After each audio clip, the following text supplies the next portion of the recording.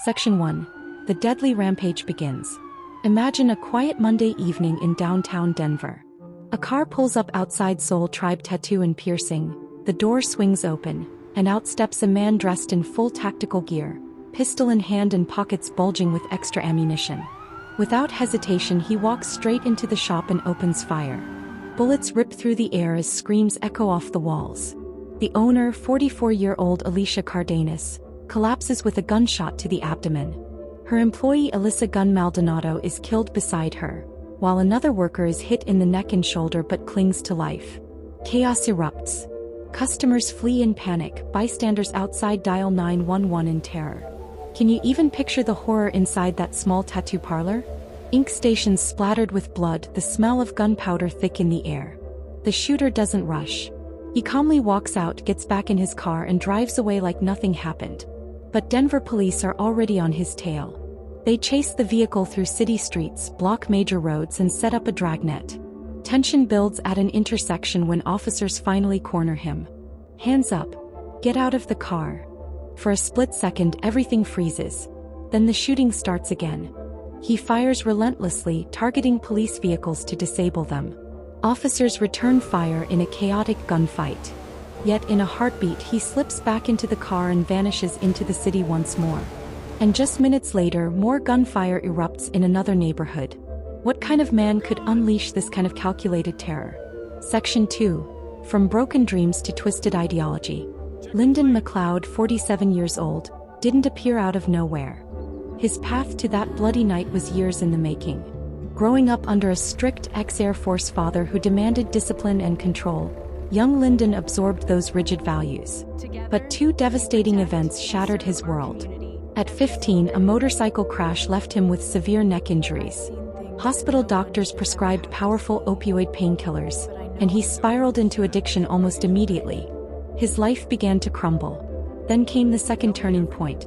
Following an ex-girlfriend, he joined Zendik Farm, a radical communal group that rejected mainstream American society.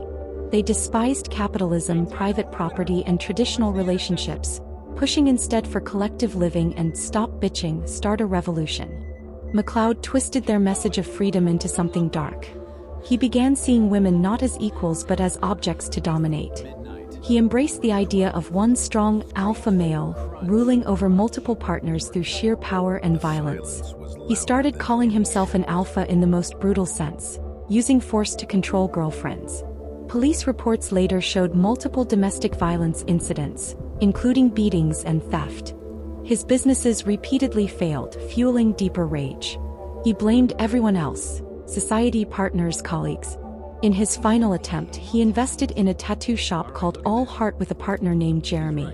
Conflicts arose over his aggressive behavior with customers and staff. When his partner asked him to leave, McLeod felt betrayed. That betrayal reignited memories of Zendik's call to action. He retreated to a remote container in the mountains and poured his fury into writing. Under the pen name Roman McClay, he created a massive novel series titled Sanction. Spanning thousands of pages, it was a revenge fantasy where the protagonist, clearly himself, murdered dozens of people. Real names, addresses, and businesses from his life appeared in the book, including future victims. The story glorified violence and domination. When it circulated online among certain extreme circles, McLeod felt validated. Praise fed his delusion. 2 months after publication, he armed himself and stepped into reality. What turns a failed businessman into a self-proclaimed avenger? The clues were there all along. Section 3. The hunt ends and the warning remains. McLeod's rampage continued with terrifying speed. After the first tattoo shop, he targeted his former business partner's apartment, attempting to pose as a delivery driver. When the partner's girlfriend sensed danger and refused to open the door, he returned with a hammer, smashing through and firing wildly. The family had already fled. Enraged, he shot up the home and set the car on fire. Next, he killed 67-year-old Michael Swinyard, a former co-worker at his residence. Then he struck Lucky 13 Tattoo, executing artist Danny Schofield in seconds before fleeing again. At a hotel, front desk clerk 28-year-old Sarah Steck tried to stop the suspicious man. He shot her without hesitation. His car still held hundreds of rounds of ammunition and tactical gear. The violence was accelerating towards something even worse. Finally, police officer Ashley Ferris spotted him. She ordered him to drop his weapon and surrender.